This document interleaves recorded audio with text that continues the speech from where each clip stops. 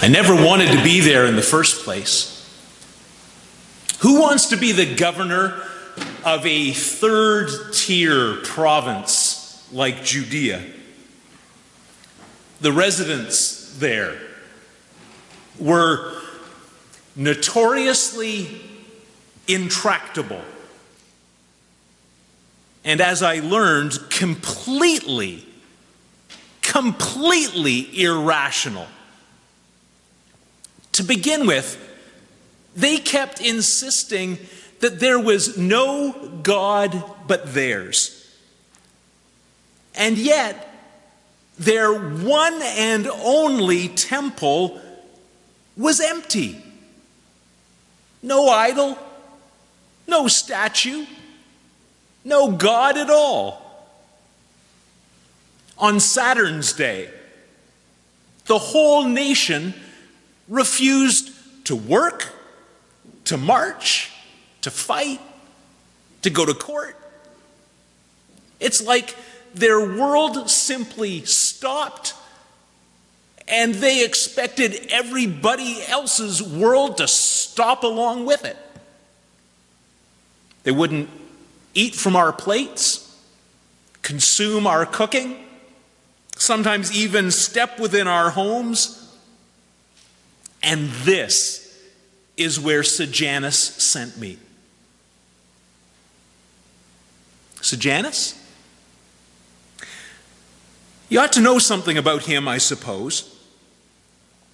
For years, he was the emperor's right-hand man, prefect of the Praetorian Guard, a man whose birthday was celebrated as a public holiday. And for a while, it was actually Sejanus who ruled, while Tiberius lazed about on the island of Capri. And it was during those years of Sejanus' supremacy that I received my posting to Judea, where I immediately proceeded to follow Sejanus' lead.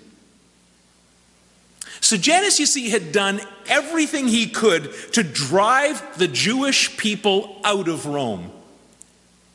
And there was no way that I was going to mollycoddle them as their governor. They needed humbling. They needed to be brought into the Roman world. So I tried bringing the image of the emperor into Jerusalem. The protest was immense. I herded the protesters into the stadium, surrounded them with troops. They bared their necks, saying they'd rather die than see their laws violated. So that was the way things were going to be. And they were an ungrateful lot. One of my great works was to build a new aqueduct to bring water into Jerusalem, actually to serve the temple. But again, you wouldn't believe the outcry. Sure, I used the temple treasury to fund the project, but what's the temple treasury for if not to look after the infrastructure of the temple? And over the years, yeah, I had to break a few heads.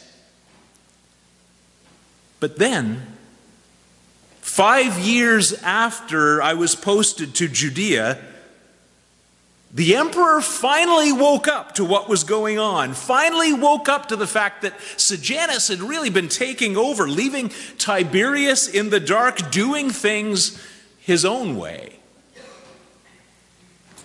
Sejanus, number 2 man in the empire, was suddenly denounced and executed, and anyone with any sort of connection to Sejanus was suddenly at risk.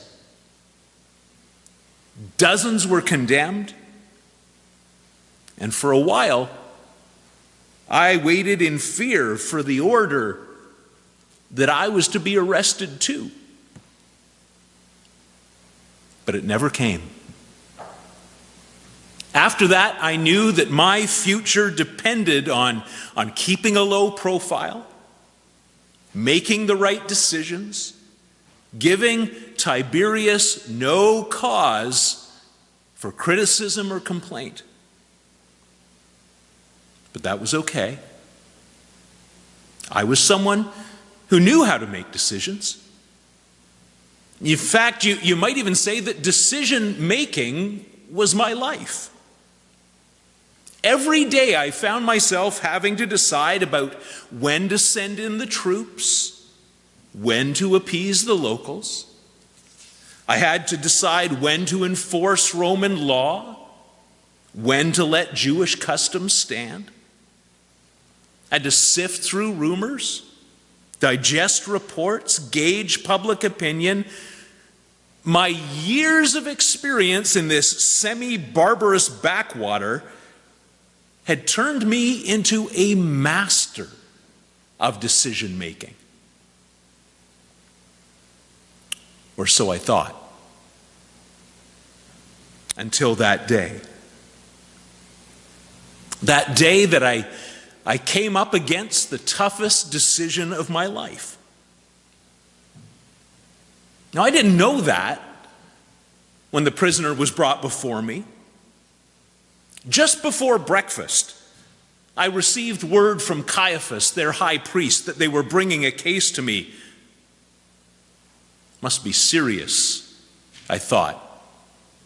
They can't deal with this themselves. Foolishly, I figured that this would be just another quick and easy exercise in Roman justice. Hear the evidence, such as it was, pronounce the verdict, guilty, of course, issue the sentence. Not all that many to choose from at that time. And then simply move on with keeping the peace peaceful and the taxes flowing just the way the emperor liked it.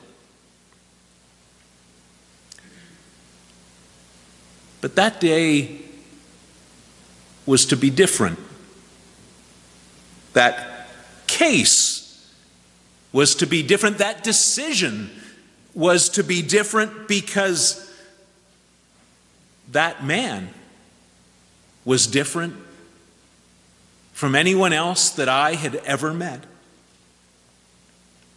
For one thing, there was no fear in this man, but neither was there any belligerence. In the past, whenever a prisoner had been brought before me, I'd always encountered one of two things, either fear or rage. But this prisoner displayed neither. Instead, he displayed a peace that, quite frankly, passed all understanding. A peace that severely disrupted my own. He seemed completely unconcerned to be standing in my presence. Completely unconcerned with my authority, completely unconcerned that these proceedings might end with his death. For another thing, this prisoner didn't deny any of the charges brought against him. But then again, neither did he really admit to them. On the one hand, he seemed perfectly willing to accept the title king, and through my informers, I'd heard how he'd been welcomed by the crowds just a few days before. They certainly saw him as a king, called him things like Son of David, the one who came in the name of their God. And honestly, that was my one and only concern, my primary question: are you the King of the Jews? But then, although he didn't deny it, he kept on going on about how his kingdom was not of this world. That's when I went back to thinking that this was going to be easy, because honestly, the only world that I really cared about was this one. If he really thought that he belonged to some other world, he could do whatever he wanted with it as far as I was concerned, just so long as he understood that this world belonged to Rome. But then he began to talk about how what he was really about was truth. I thought, okay, not just a mystic, but a philosopher. Now, I may be a soldier, but I am also a politician. And as a politician, I know that power and truth rarely sit easily together. One often has to choose between the two. And I knew very well which way I would choose, in fact, which way I had frequently chosen in the past. Truth was not a concept that I wished to discuss.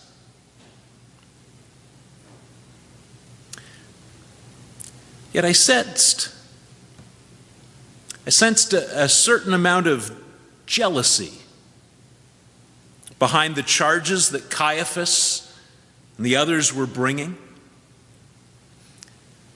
It seemed like they saw him more as a rival than as a criminal. And to me, the fellow seemed harmless. And he was clearly popular. Why get the crowds more riled up than they already were, I thought. I really should find some way to release him, I thought. But the more I tried, the more impossible the task became. I tried passing the buck. The buck got handed right back to me. I tried talking to the prisoner. That was a waste of time. I tried being gracious. The crowd asked for a bandit instead. I tried flogging the prisoner, hoping to satisfy their lust for blood that way. Then I was told that this guy had called himself the Son of God. You know, there's a part of me that still wonders how I got myself into this mess. For someone so used to being in control, the feelings of helplessness that I experienced that day were terrifying. It was like being in a maze with no exit. Back and forth I went. Courtyard, headquarters, courtyard, headquarters. At one point I began to wonder why, as governor, I was the one who was doing all the running. But I was getting desperate. Come on, Pilate. Find the solution. That's why Sejanus put you here. That's why Tiberius left you here. That's why you get paid the big bucks. Sort out the issues. Figure out what everyone wants. Make them happy. Send them home. Keep those taxes flowing.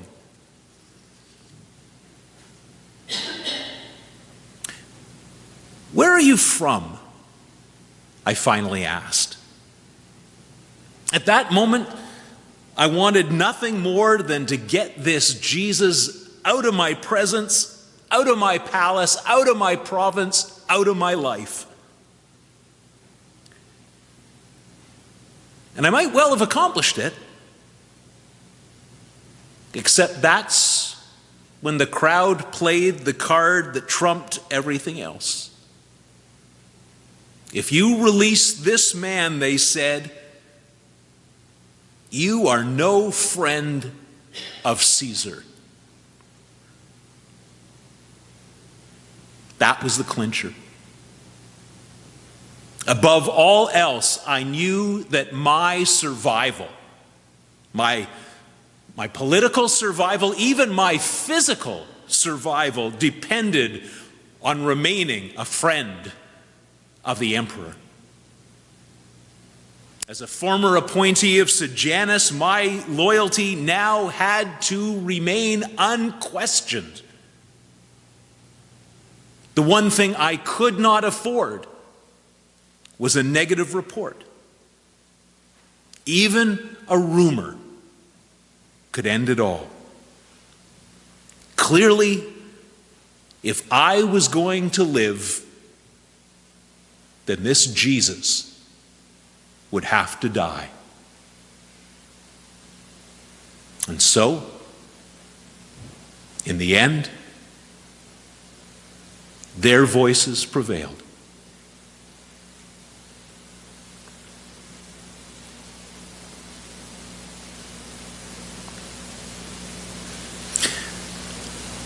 It's an awful thing to be forced into a decision like the one that Pilate faced. It's an awful thing to run out of options. It's an awful thing to have to choose between power and truth, between compromise and conscience. It's an awful thing to have to choose between doing what the world tells you and doing what your heart tells you. Pilate desperately wanted a way out of that awfulness. Yet for all his experience, he couldn't find one. And so he ran back and forth until he couldn't run anymore. There may be times when you and I try to do much the same. We might desperately try to make everyone happy. We may frantically try to keep the peace, whether that peace is the peace within our families or in our workplaces or in our congregation, or that even more fragile peace that is part of our inner world. We may anxiously try to find a path between conscience and expediency, or between truth and survival. Even if it's just the survival of that myth that I am the one in charge of my own life. But Jesus doesn't allow us that option any more than he allowed it to Pilate. And when we finally come up against the cross, we also find that we cannot run anymore. That this week is where the running stops. That this is where the choice needs to be made. That this is where you and I need to decide what we are going to do with Jesus. And it all comes down to which voice we're going to listen to. The voice of Christ or the voice of the crowd? The voice of truth or the voice of the world? The voice that calls him king or the voice that calls him criminal? The voice that leads to life or the voice that leads to death? Today, we stand in Pilate's shoes. Today, the running stops. Today, the decision needs to be made. And that decision is ours. Amen.